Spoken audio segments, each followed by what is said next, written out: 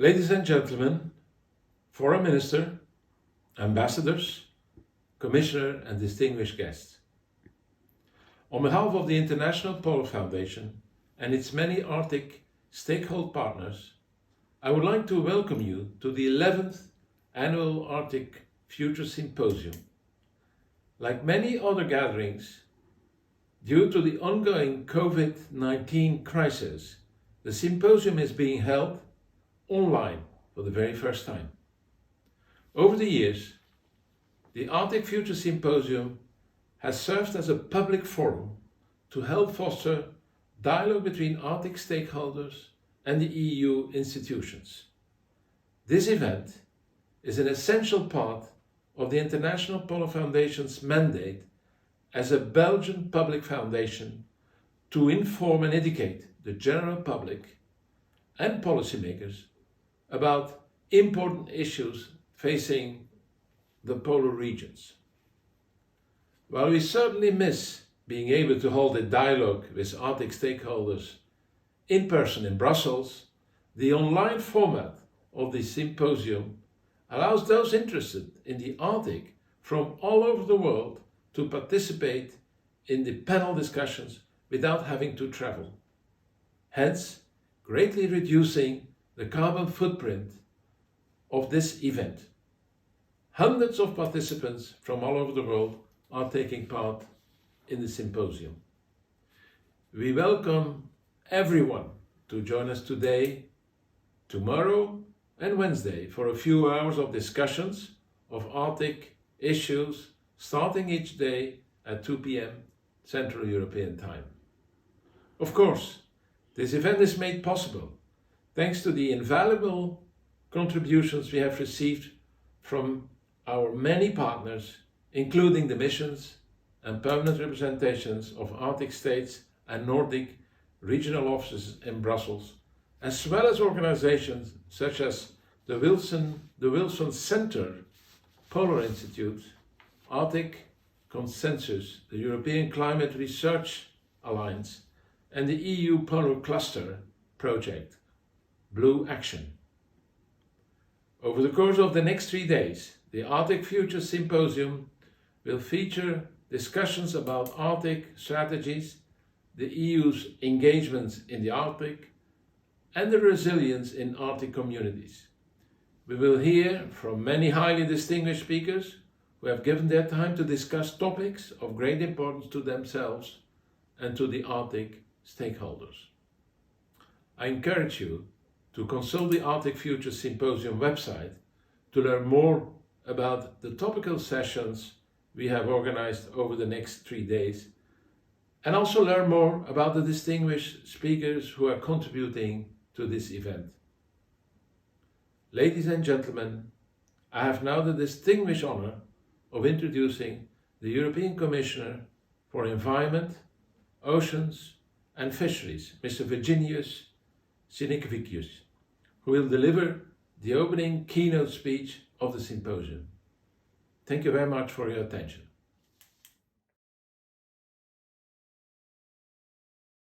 Excellencies, ladies and gentlemen, I hope you are able to hear me and see me. Great. Then, friends of Arctic, it's a great pleasure to be with you today. Even though the connection is rather hectic, I would like to first of all to thank the organizers for giving me the opportunity to welcome you all here at the 11th edition of the Arctic Future Symposium. In particular, I would like to thank the International Polar Foundation and the steering committee who have decided to go online with a very interesting program for the next 3 days with international participation across all sectors and domains. We all know that we are facing an unprecedented phenomenon, which has accelerated tremendously in recent years. No region on Earth is warming faster than the Arctic. The effects of climate change and its environmental impact are becoming every day more visible. In fact, the Arctic is stacking up a collection of sad records. This year in June, for the first time, temperature within the Arctic Circle reached 80 38 degrees Celsius. That's called a bad fever, not just for humans. The Arctic region is now nearly 1.5 degrees Celsius warmer than the 1981-2010 average, and the rate of warming in the Arctic is more than twice the rate of in other parts of the globe. As a result, ice loss has tripled since the mid-1980s. The Arctic environment is changing rapidly, and we need to act now. First of all, to protect those who live in the Arctic, especially indigenous populations. Climate change in the Arctic affects the entire world through raising sea levels, changes in climate and precipitation, severe weather events, forest fires, and loss of biodiversity. To some, it's tempting to see Arctic melting as a huge opportunity. New shipping routes open up. New reserves of natural resources are no longer inaccessible on land, at sea, and under the seabed. As a side effect, we are seeing increased interest in safety, security, and hard security. Many international actors have developed Arctic strategies in response to these developments, also the EU. But let me be very clear. Right from the start of this debate, climate change is bad for business. It's bad for our economies. There are no long-term gains, only high costs and losses. The real opportunity for our economies lays in avoiding climate change. That's why the EU has adopted the Green Deal as its long-term growth strategy. Why we want to achieve carbon neutrality by 2050, and why the Commission has proposed to reduce our emissions by 55% already by 2030. I know that many around the table have similar ambitions. It's the only way to go. For the EU, a safe, stable, sustainable, and prosperous Arctic has been high on the agenda for many years. I can assure you that our commitment to this objective remains steadfast in the years to come. Together with our international partners, we will continue to lead efforts to achieve ambitious results under the UN Framework Convention on Climate Change. We will continue to forcefully defend the implementation of the Paris Agreement, and we are equally engaged in the work under the Convention on Biological Diversity. We also want to step up international efforts to halt environmental pollution of the Arctic, whether it's from black carbon emissions, marine litter, or microplastics. Following the entry into force of the IMO Polar Code, we are now pushing for international standards for ships using or carrying heavy fuel oil. Environmental protection will remain a central priority in the EU strategy for the Arctic. At the same time, we are not blind to the economic needs of the Arctic population. Life north of the polar circle is hard, and the options are limited. So together with local societies, we want to identify and promote sustainable development opportunities and help realize those opportunities. We're always looking at how we can invest sustainably in the Arctic, making the most of the region's natural characteristics while respecting the fragile environment and the rich cultural heritage of those who live there.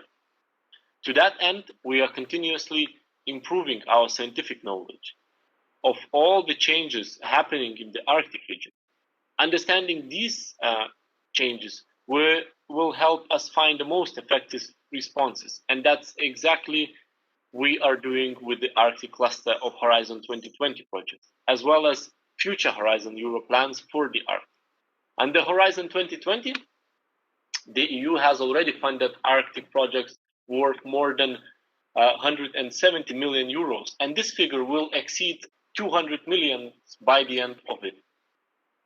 EU services like Galileo and Copernicus are providing researchers with high quality information on climate change in the region, while also helping us improve maritime safety and security, fisheries control, law enforcement, and marine environment monitoring.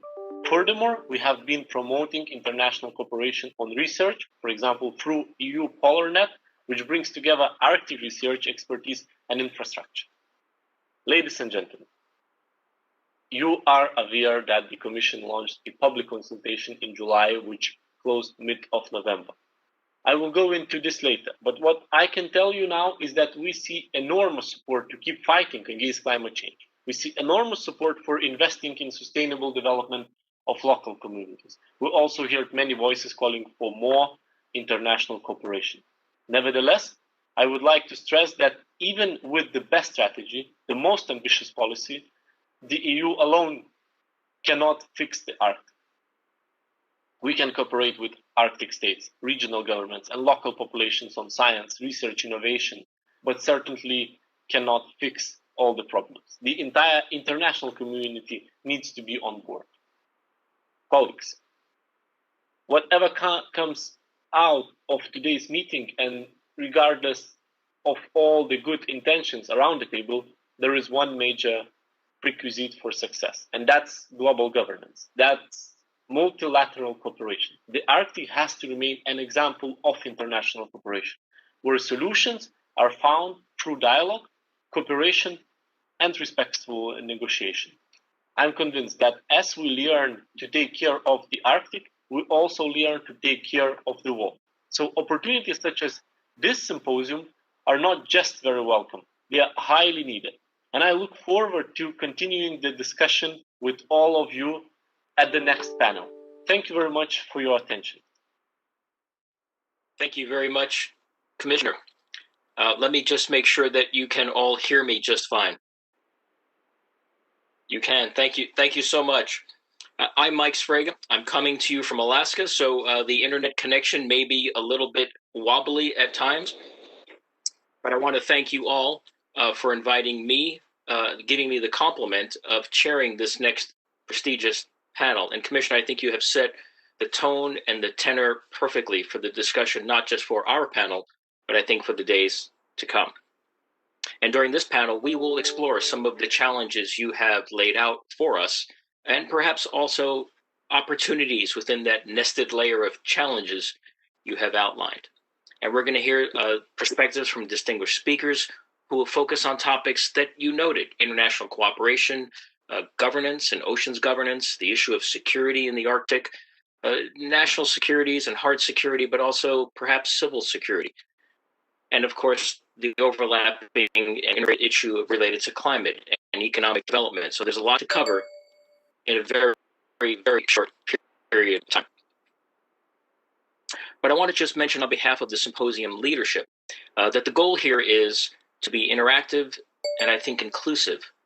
So you will have, the audience here will have a chance to enable the discussion, advance the discussion, influence the discussion in a number of ways. And they would like for me to highlight just one of them.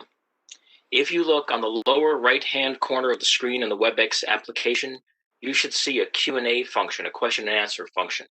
And to open it, you need to click on the sideways arrow next to the words Q&A.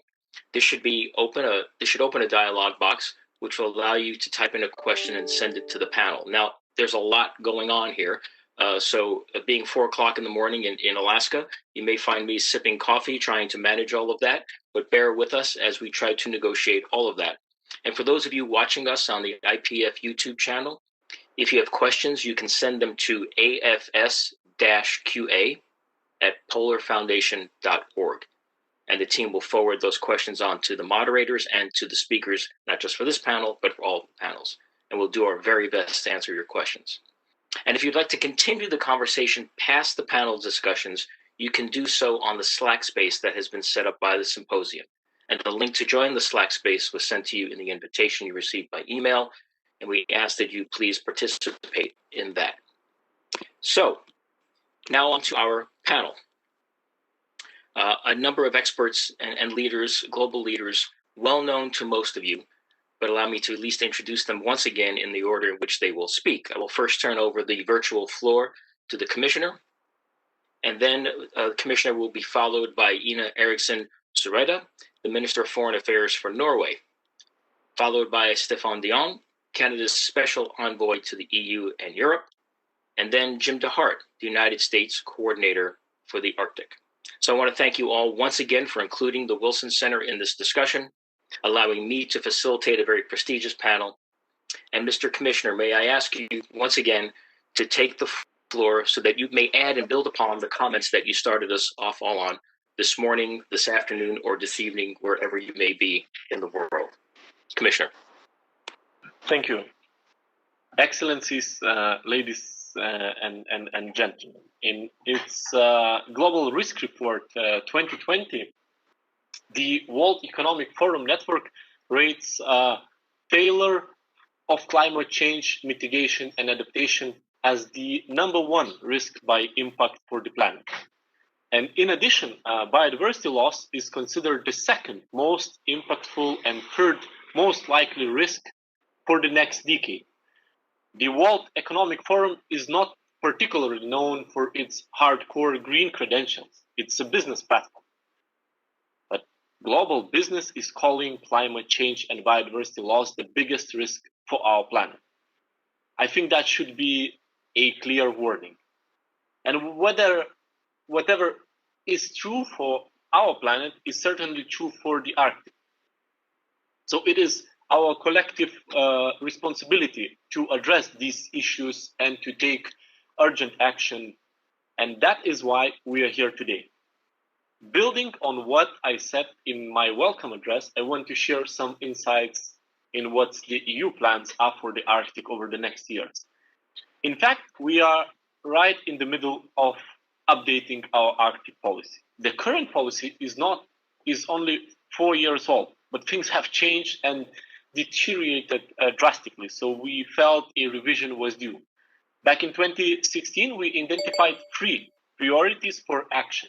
First, responding to climate change and safeguarding the Arctic environment. Secondly, promoting sustainable development in the region. And thirdly, strengthening international cooperation. And I think these priorities still stand, although our answers may be fresher and sharper today in light of the latest developments. We want to define our revamped Arctic policy in an inclusive way to maximize social buy-in later on. That's why earlier this year, we launched a broad public consultation to reflect on the relevance of the EU Arctic policy and to identify new policy areas contributing to the European Green Deal.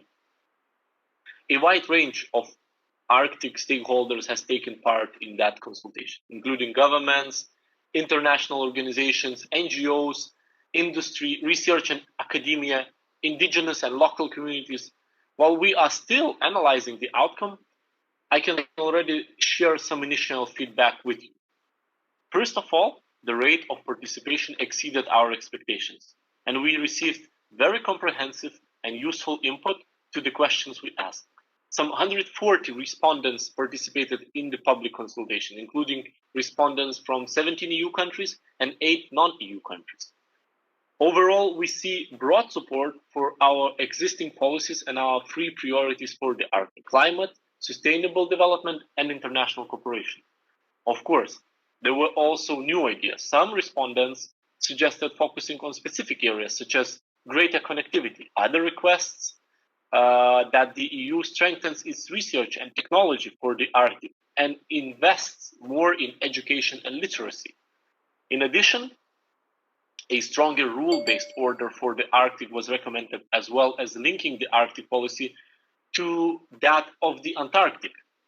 These are all very valid points for discussion. So I will not comment on them now at this early stage of reflection. We will share the results in due time. In parallel to this consultation, we have also launched a study on the impacts of the EU's policies and actions on the Arctic. Reviewing our past efforts critically, impartially, will only help us doing better. And we can and should always do better, especially in a context that is changing so drastically. All of this should allow us to develop a strong and effective policy with long-lasting results for the benefit of the Arctic population and environment. However, despite all our efforts, I can only repeat that we will not be able to save the Arctic on our own. And neither will you. We need each other. We need to work with each other. This is true for the environmental and climate challenges. And it is also true for other areas, such as security.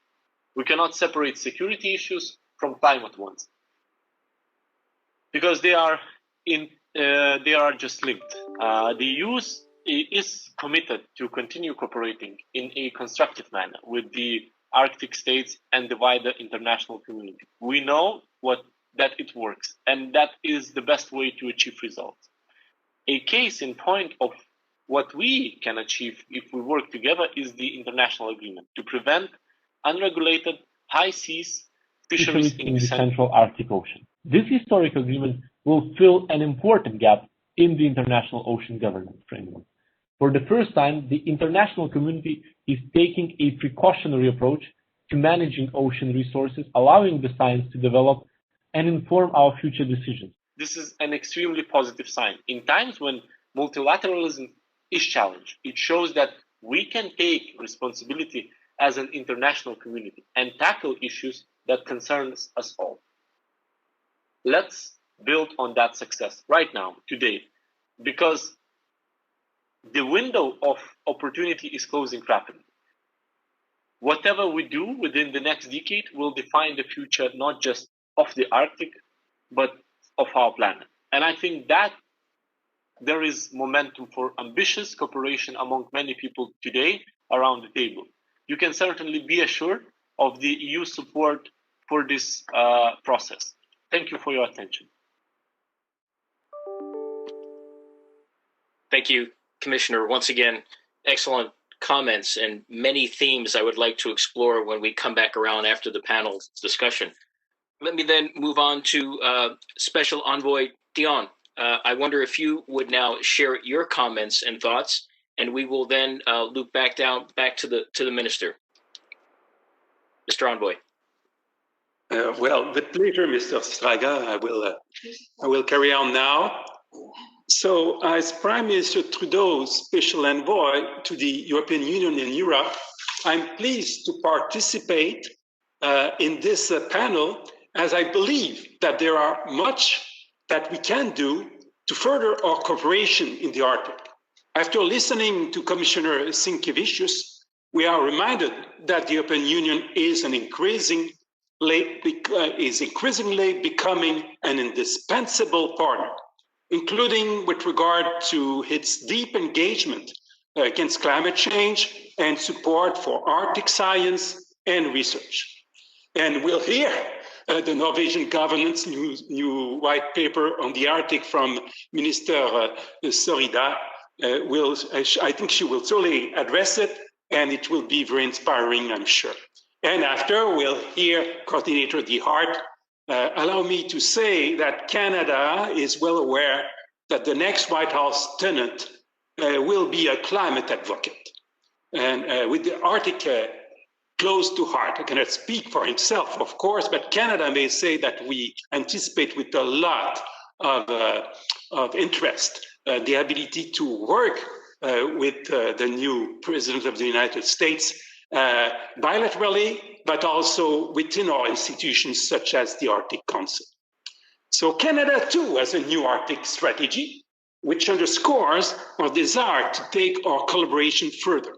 Our Arctic and Northern policy framework is an integrated domestic and international policy that will guide Canadian federal activities in the Canadian and the circumpolar Arctic through 2030.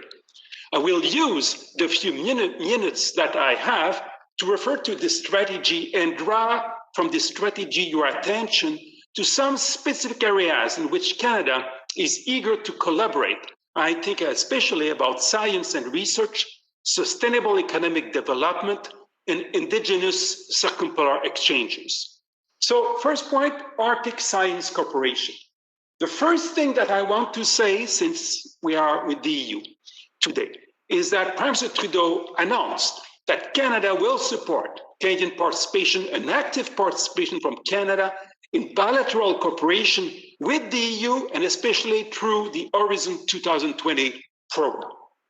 Second, I want to insist on the agreement to prevent unregulated high seas fisheries in the Central Arctic Ocean as an example of essential rule-based cooperation that we need to not miss.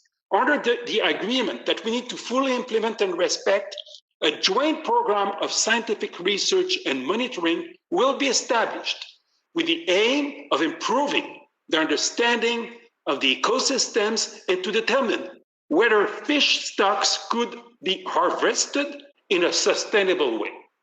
Third, at home in Canada, Polar Knowledge Canada welcomes the participation of Arctic and non-Arctic states in research activities at the Canadian High Arctic Research Station campus in Cambridge Bay, Nunavut, a world-class innovation hub for science and technology, which opened last fall. You're all welcome to do your research in this marvelous facility. Another priority for us will be to facilitate joint meetings with Indigenous knowledge holders in order to share best practices, and this could be done on the margins of high-level Arctic events, such as this conference or the upcoming Arctic Science Ministerial Conference in Japan. Turning to a healthy environment and sustainable economic development and fighting climate change, Canada is supportive of the development of a pan-Arctic network of marine protected areas under the auspices of the Arctic Council. As shipping through Arctic waters is expected to increase, Canada will intensify its work with our international partners to address safety and environmental issues not currently captured by the Polar Code. For example, through the creation of low-impact shipping corridors. Moreover, since resilient Arctic communities need stable and sustainable economies, Canada is very willing to cooperate on investment in sectors such as transport, logistics, telecommunications, northern infrastructure, cold climate manufacturing, and shipbuilding. That's something we're very willing to cooperate with all of you.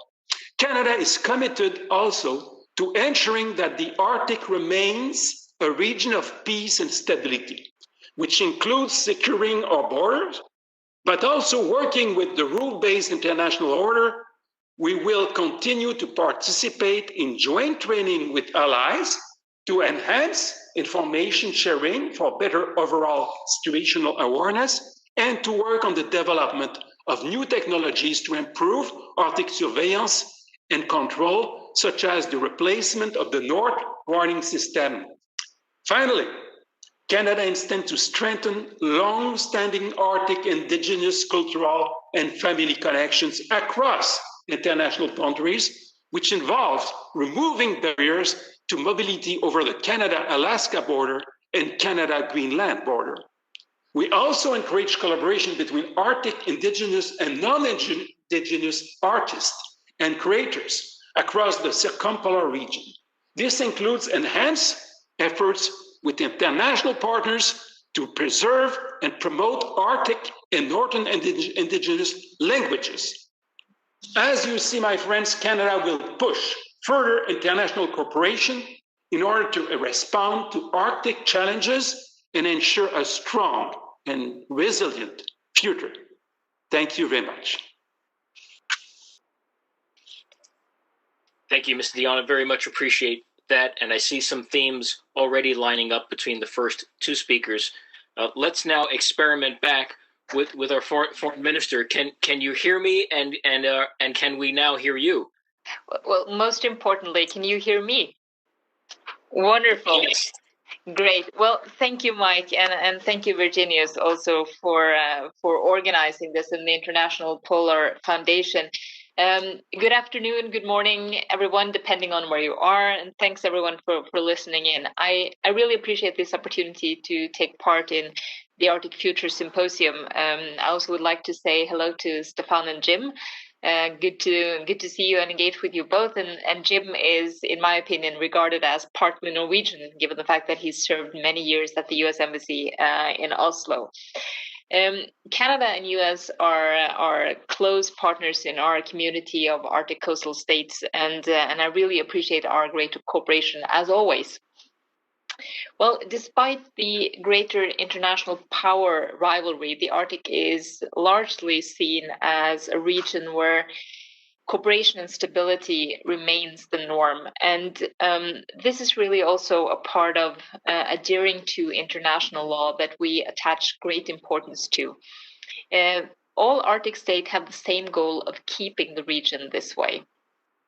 And I say this because I sometimes spend a lot of time explaining the fact that we've invested, all of us, a lot of time and resources into getting it this way and keeping it this way. We have spent resources in developing a very robust multilateral framework.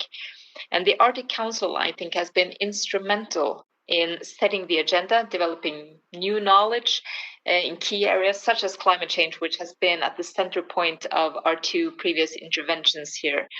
And I think there is one other element that we cannot underestimate, and that is building trust across borders among countries who may have diverging interests in some aspects, but who find common ground on Arctic issues. The EU is also a very important partner in these efforts. We are really looking forward to seeing your updated Arctic policy, and we have been very pleased to be one of the 8 non-EU countries who have been able to contribute with our perspectives.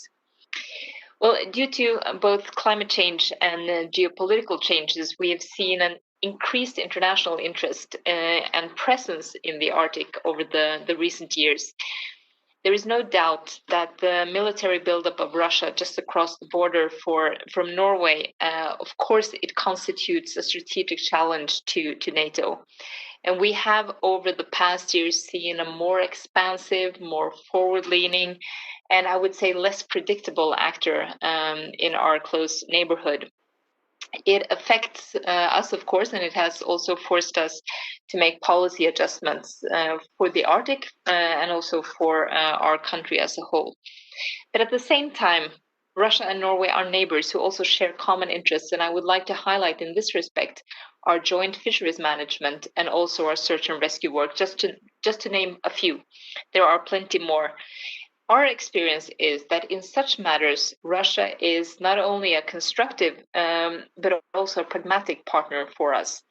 And we also look forward to working closely with Russia when they assume the chairmanship of the Arctic Council from 21 to 23. I would also like to highlight a couple of words on the Chinese activity in the Arctic. It's relatively limited still, and it's also primarily revolving around research activities. Of course, as you know, China is an observer in the Arctic Council. We deem that they do this in a constructive manner.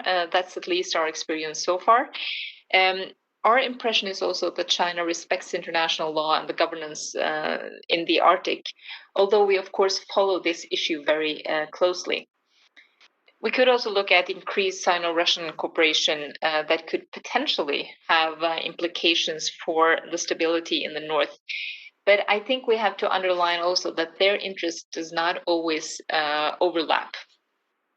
I, of course, look forward to hearing Jim's intervention in a moment, and I'm sure that he will talk about the US's increased focus on the Arctic. And as our closest ally, we have a broad and long-standing cooperation with the US on Arctic affairs, and increased military training and exercises with the US and also other NATO allies in the north is a very welcome development. And from our side, we also always underscore that increased allied activity must uphold the balance between deterrence and reassurance towards Russia. I'm confident that countries can continue to work together on key issues facing the Arctic, such as climate change. And we need to build on the very constructive cooperation within the Arctic Council and other regional fora. I cannot stress this enough, because the governance structure and the international cooperation we have in the Arctic is quite unique. And I spoke about that last Friday when we presented our new white paper. It's only a few days old, and I will just shortly get to a couple of comments on it.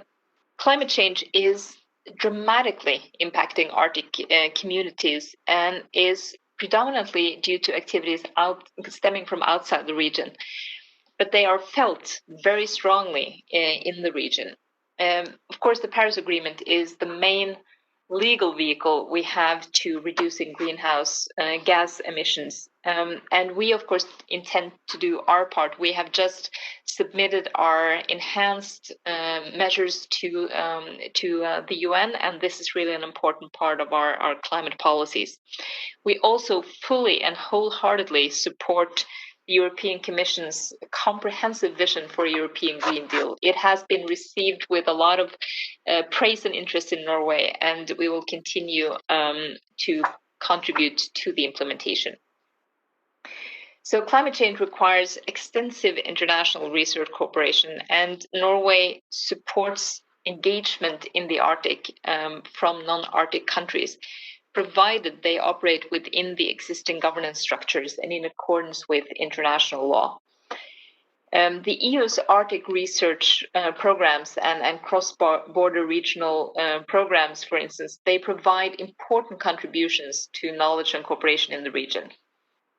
And climate change is also where we have facilitated international polar research in Norway's northernmost archipelago in Svalbard for more than 50 years now. And many of you have been there and you know how the environment is. So the New Ålesund Research Station, combined with the University Center in Svalbard, offers some unique opportunities to conduct natural science research in the Arctic region.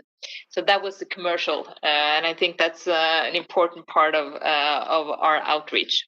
So to the white paper, it by the way, it looks like this. It will have an extensive English summary coming out in January. So for all of you who can't wait, now you know it's January. Here's probably the date. One of the things that we emphasize in this white paper is that we have around 10% of our population living in the north, which means that for us, this is much more than a place where we usually only have ice and polar bears. These are temperate areas with world-class research, hospitals. We have extremely innovative environments, and there are, I would say, highly developed areas in the north of Norway.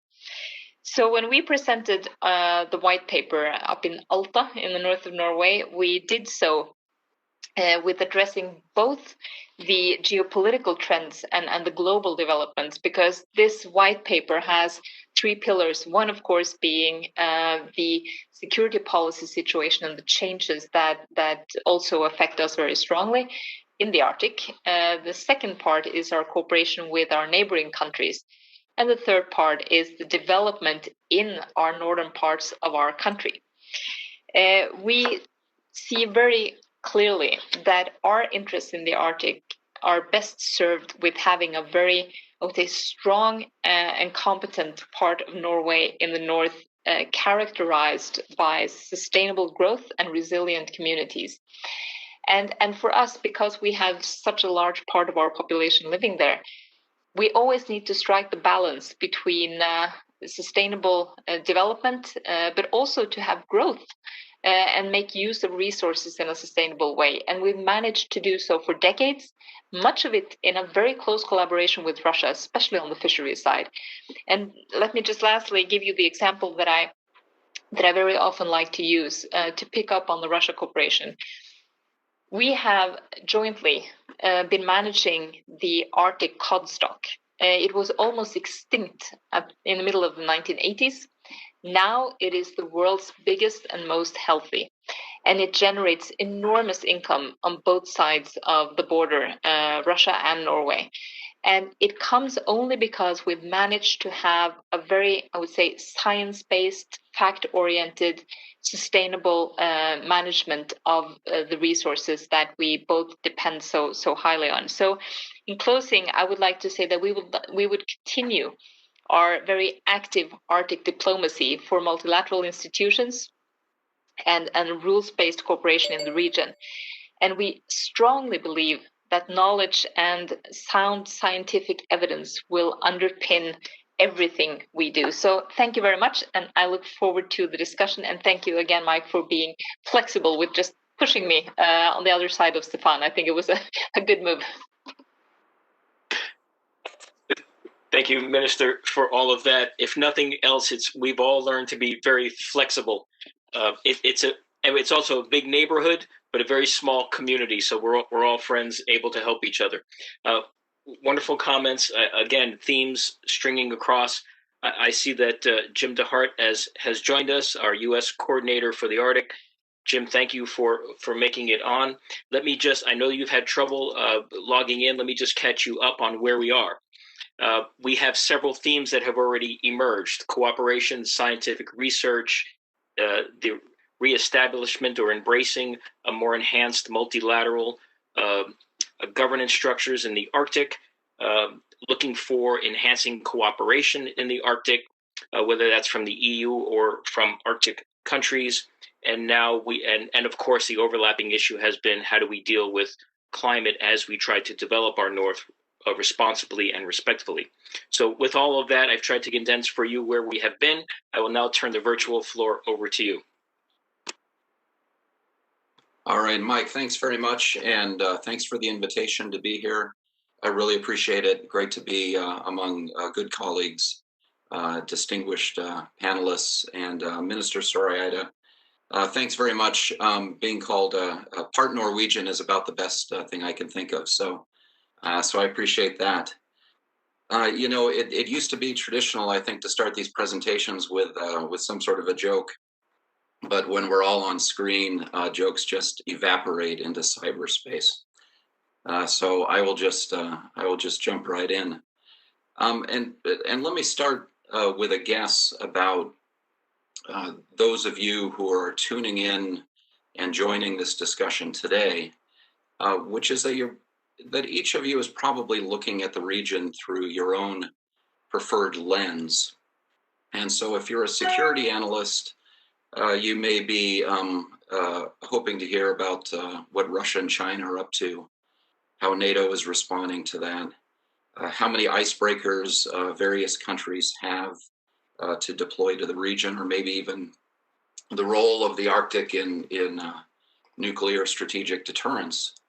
Or if your concern is climate, you're thinking about the impact on local communities and the fantastic research cooperation that takes place internationally in the Arctic, and including, by the way, with great contributions by countries outside of the Arctic, which I want to acknowledge. Or if you're in business, you may be thinking about the challenges and opportunities with respect to future resource extraction, minerals, oil and gas, the potential positive benefits for local communities, but also the risks if those activities are undertaken in a substandard way.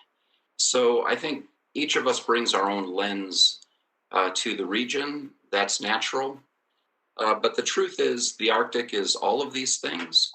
And we really can't afford to ignore any single aspect.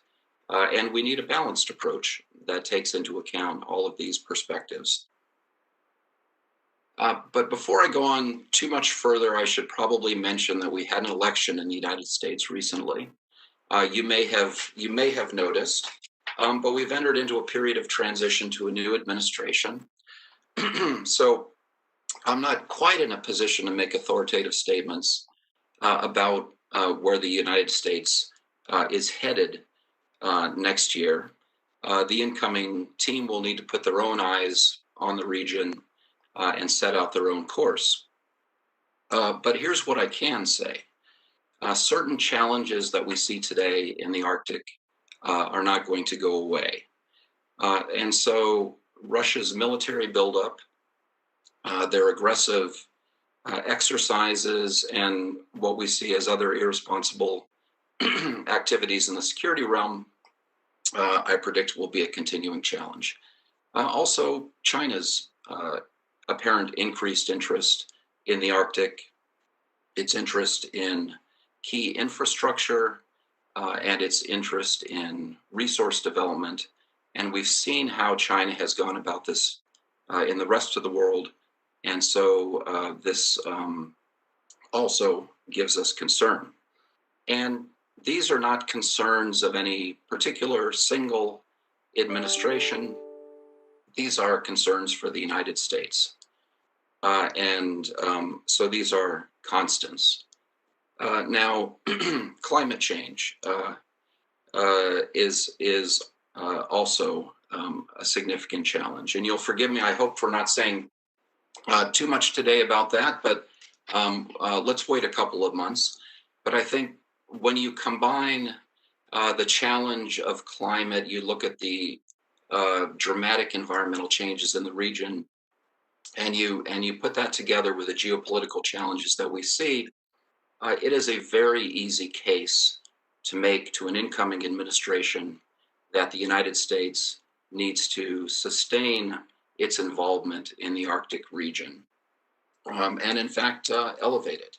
And so I feel very confident predicting that the very strong attention that our current administration has given to the Arctic, and we have, will be sustained into the next administration, and will have that same level of commitment for the long term. One thing I know for sure is we will remain very actively involved and supportive of the Arctic Council, which is a forum that works. And here's another thing that works. Our close collaboration with our allies and our partners in the region, that also works. I had the chance to travel to the Nordic region back in September and October, and I heard a few themes. One is that I think we all share the goal of a region that is peaceful, that is no conflict, it's low tension, where we're leading with cooperation, and also where economic growth as it takes place is done so in a sustainable way, and a way that's beneficial to local communities in the Arctic, and that includes our own state of Alaska. And so I think as like-minded allies and partners, we're committed to cooperation, and that includes through the Arctic Council and into the upcoming Russian chairmanship. At the same time, I came away from my discussions both in the region and virtually with other partners in the region, that there is a sense of realism about the risks and the challenges, and there are security issues that have to be addressed. We won't do that through the Arctic Council, but we will do that through the right discussions, coordination with our friends and our partners in the region, and that's very important. So let me bring this to a close. I would just observe that the Arctic is going to be a busier place in the years ahead. Maybe not tomorrow or suddenly next year, but we have to prepare for the fact that it will change in the coming years and decades, probably quite significantly. More shipping, more commerce, more tourism, and this is going to bring both risks and opportunities. So we need to prepare ourselves for that. We need to try to get ahead of that together as partners in the region. And so I'm very confident that the incoming administration will be up to that task. And so I have a lot of optimism as I look toward next year. Thanks very much. Thank you as well. And thank you for coming in seamlessly into the discussion. Very well done. A couple of reflections on my part before we open up for questions, and we do have questions coming in. One, it strikes me that you each have, these are my words now, each have highlighted, reinforced, considered what I would say is a globalized Arctic, not a boutique issue nor a region now far off on some map anywhere. It really has become the fiber of many of the discussions globally. The Arctic is impacting global discussions, and global discussions are impacting the Arctic. That's one takeaway. International cooperation, the need for international cooperation at many levels, but also again, my words, teasing out how these cooperations now evolve. How does the Arctic Council evolve to consider what Jim has just noted, which is the Arctic becoming a much busier and more consequential place? And not just the Arctic Council, all organizations that deal with some level of cooperation and engagement in the Arctic.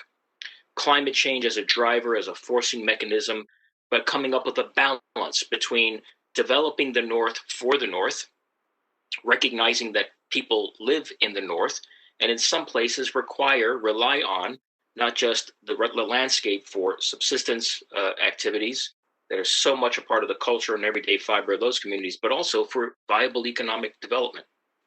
And then what role does the EU have in advancing what each EU member and non-members would like to see in the Arctic? And what can the EU provide in terms of guidance, leadership, influence, support, everything from scientific research to informing policy toward Arctic and non-Arctic nations? The bottom line is there's a lot of partnerships that have been developed and will need to be developed.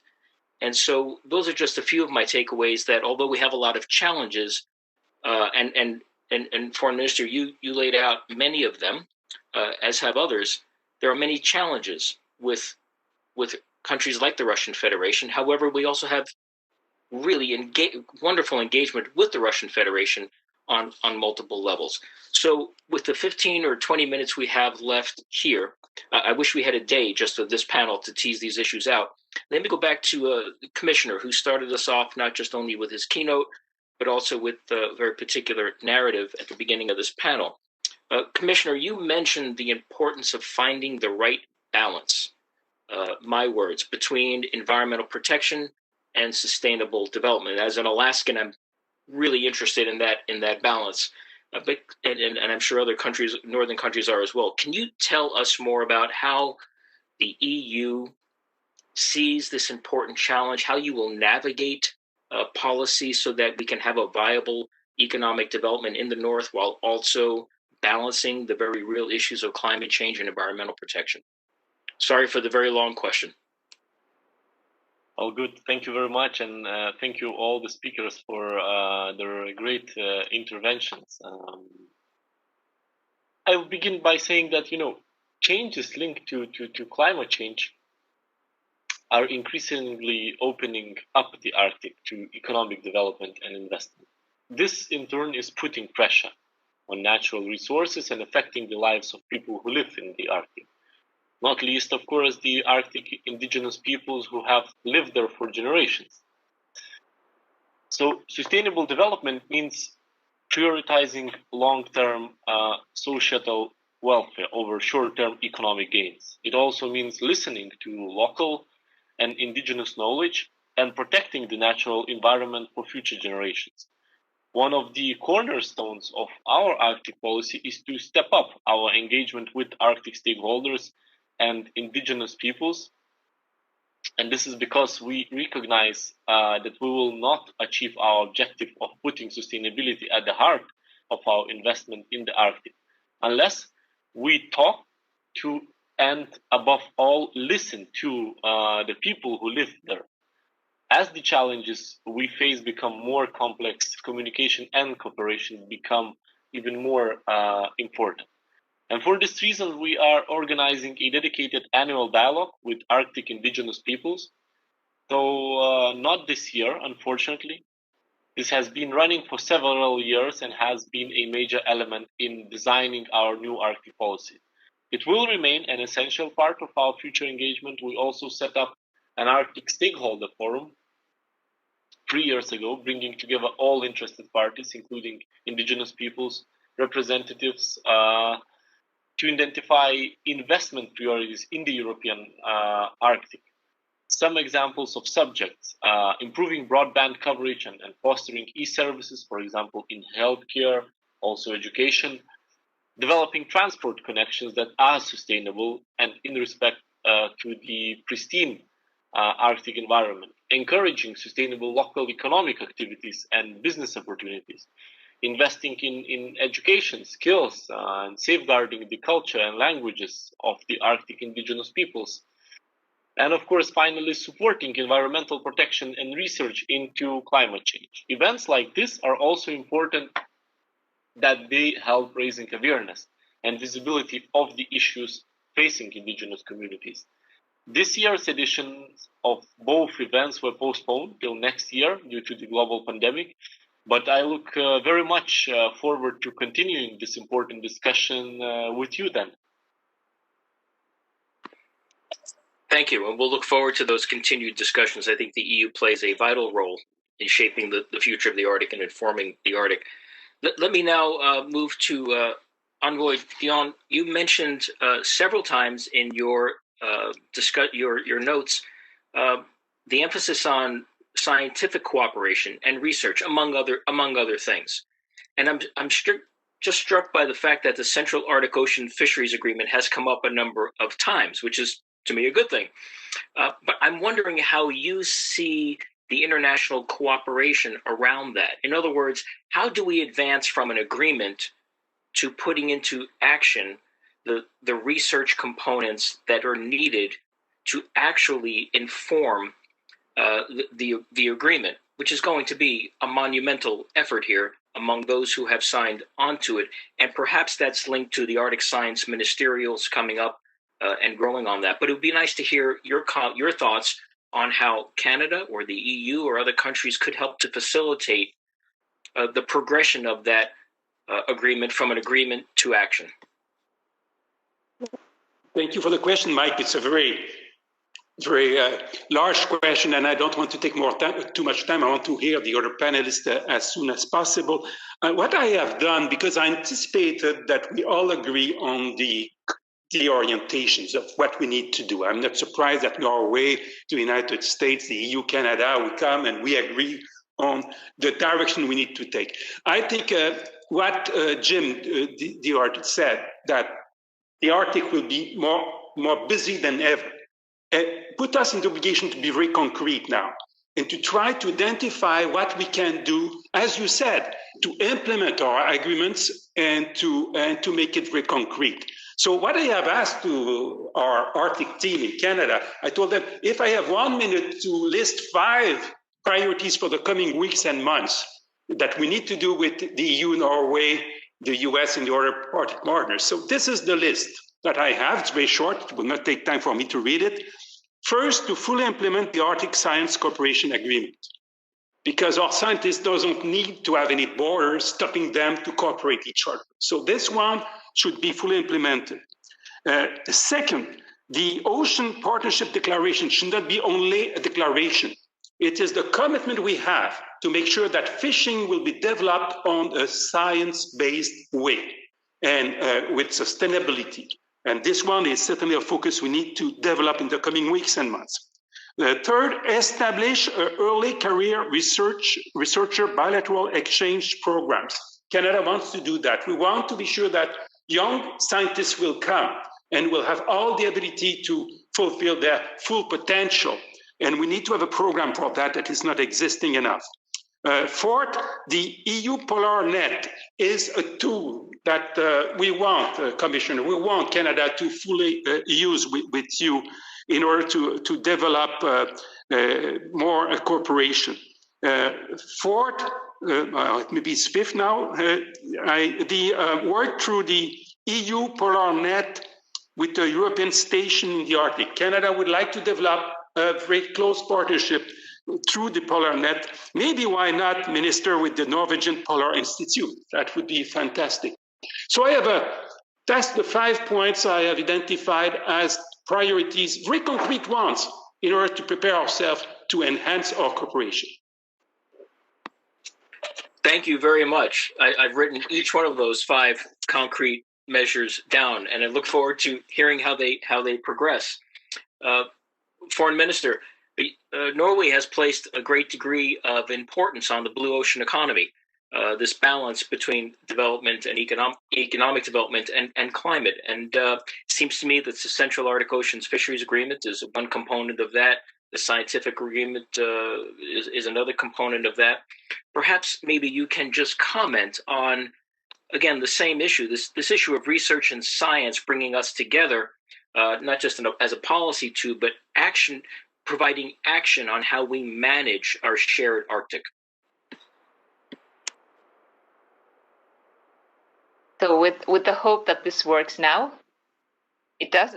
Very good.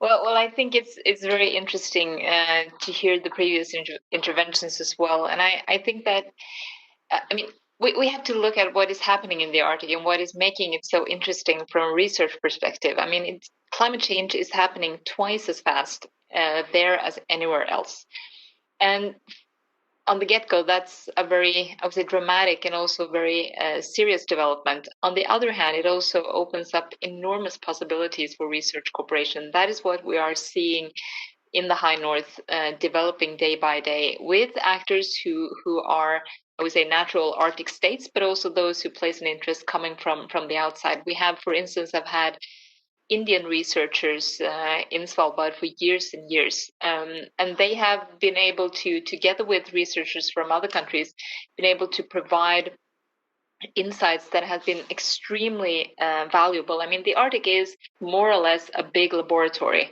We just have to make sure that those who are in the receiving end of that information acts on it.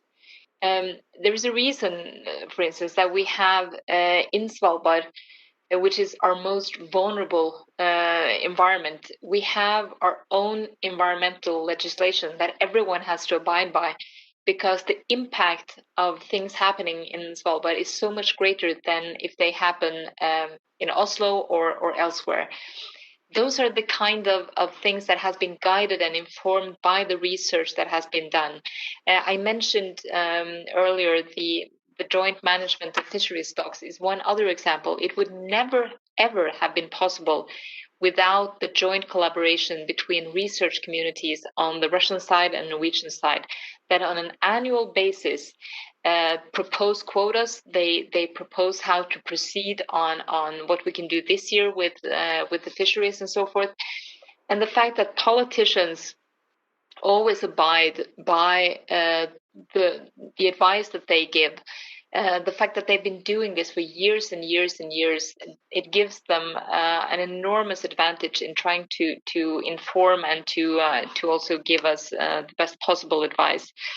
And the last thing I wanted to say is that this week it is also the presentation of the report from the high-level panel on sustainable ocean economy that was initiated by our Prime Minister Erna Solberg 2 years ago.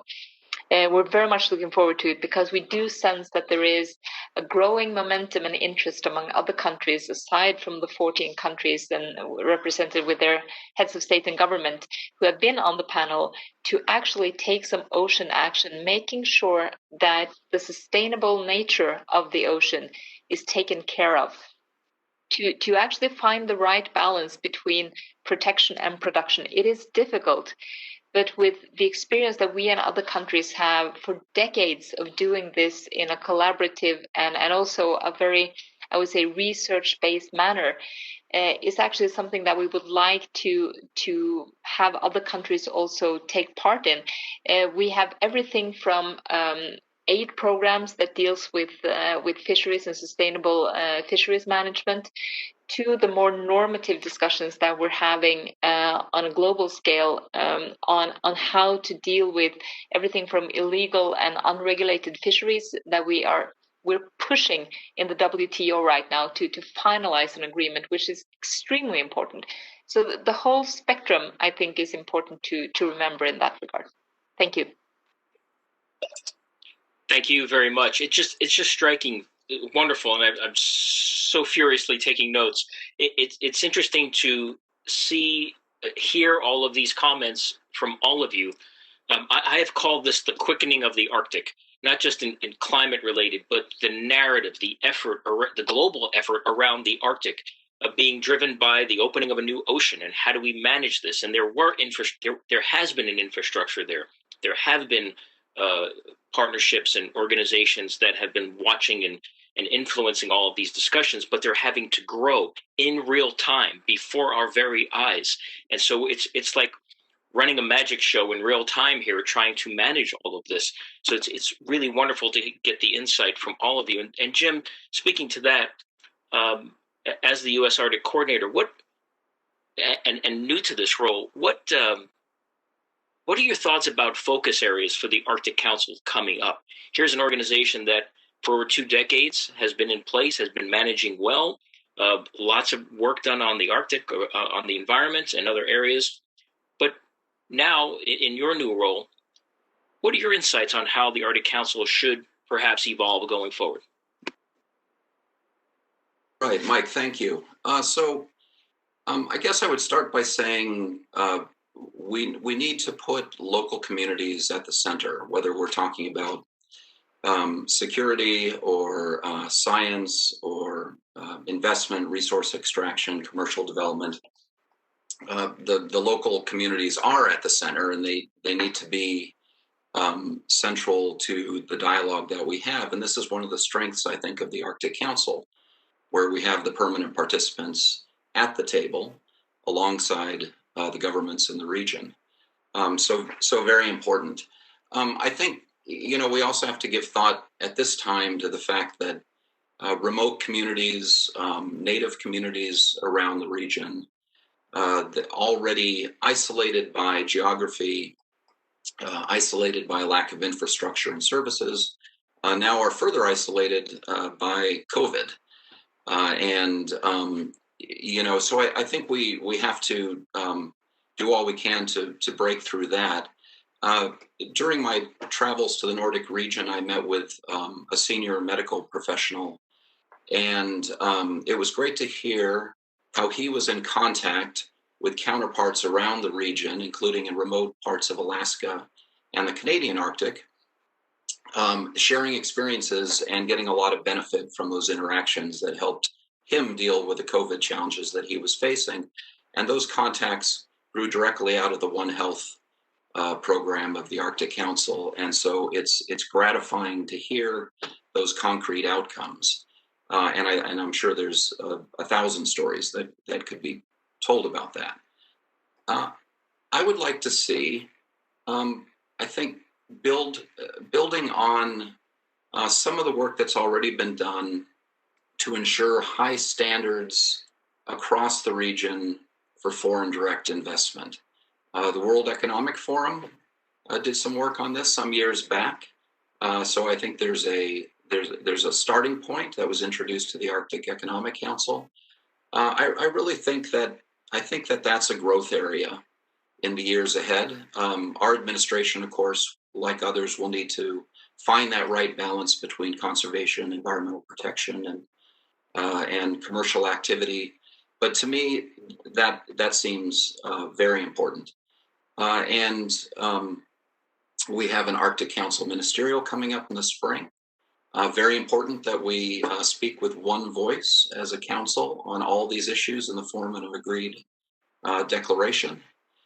There's also an Arctic Science Ministerial coming up. And I think that's important too, to harness everything that the non-Arctic nations bring to the table in terms of scientific research.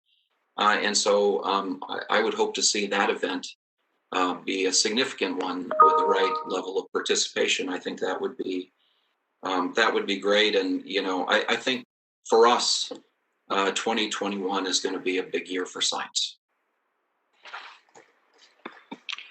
Thank you for that. I'm now looking at a couple of things. I'm looking at a number of questions, many of which we won't get to, but I will do my very best to condense them for all the panelists. The second is that we have been granted an extra 5 minutes for this panel, which will bring us to 20 minutes after the hour. So we have about 6 minutes left, and we'll do my very best to condense these.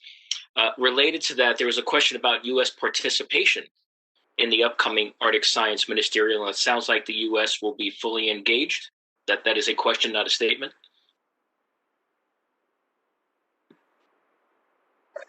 Well, there's a new team that will come in and take a look. So I think there's only so much I can say, Mike, at this point. But to me, it's an easy argument. It's an easy argument to make. It's an easy case to make. Thank you.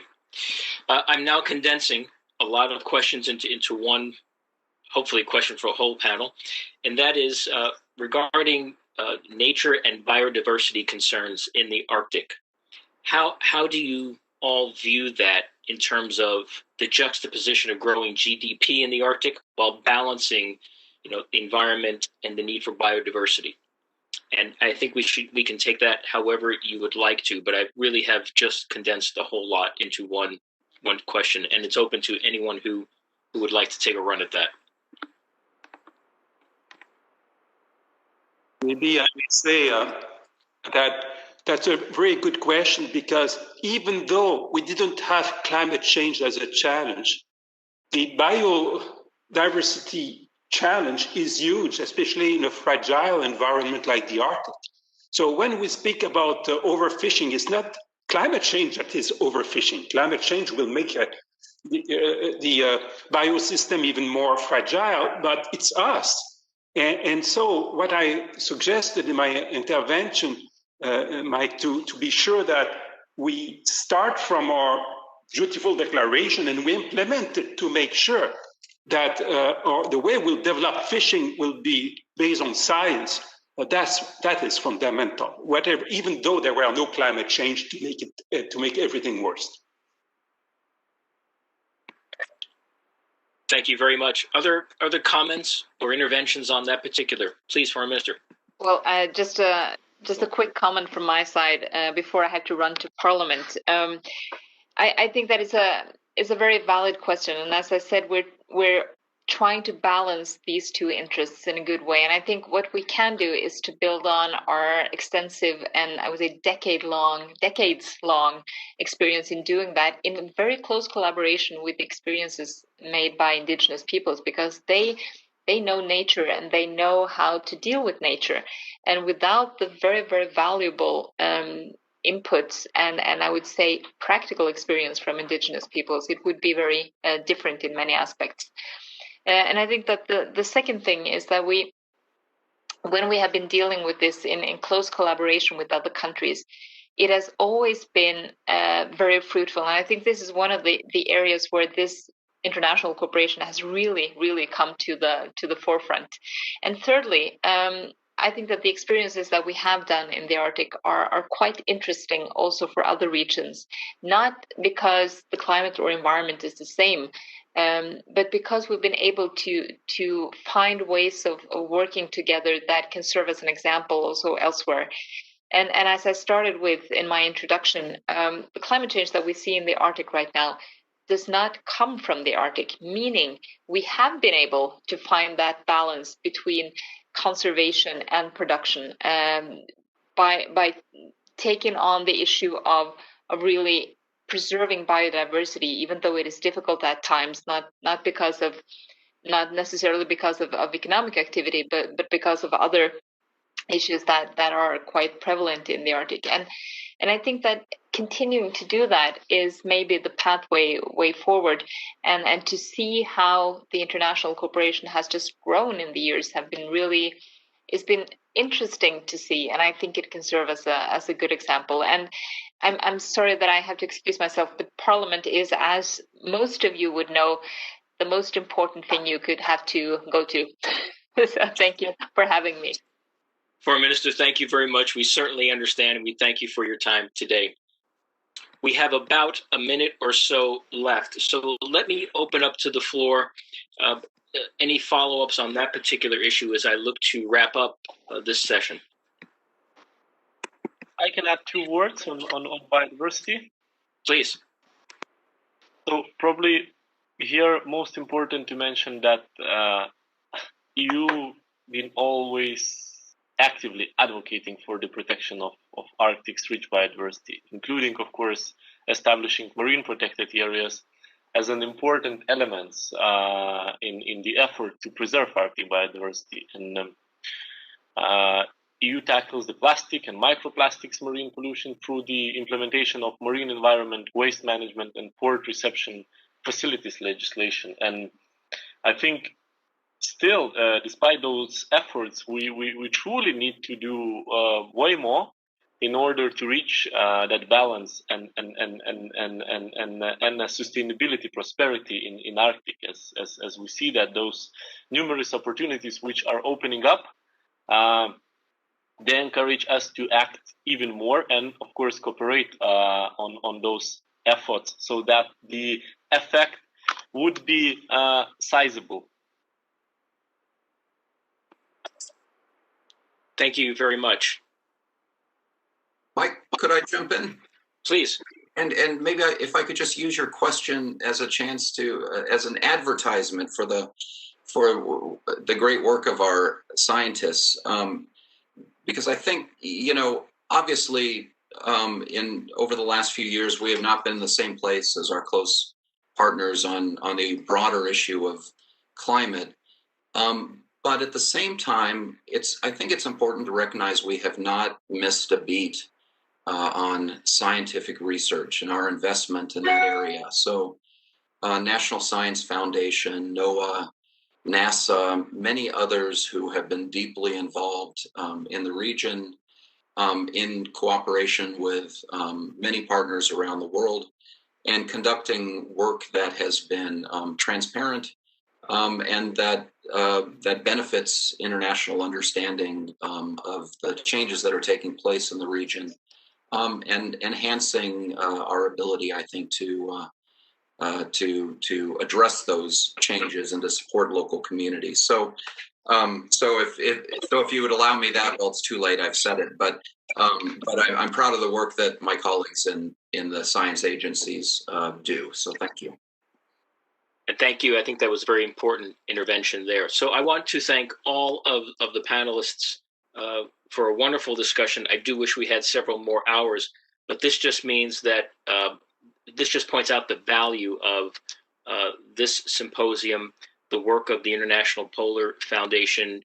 I want to give an extra vote of appreciation for Joseph Cheeks and his team for putting this together, especially the way it has been put together, and just encourage the team to think about how important this panel has been, the many issues that have been discussed. And I see here some fruitful carry-on discussions over the next few days, but perhaps there's some follow-up going forward into 2021. So to all of you, thank you once again for allowing me to help facilitate this wonderful discussion. I want to thank the great panelists and Joseph and team for their work today. And with that, I will now close this panel and turn it over to the facilitation leadership team to now transition to the next panel discussion. And thank you once again.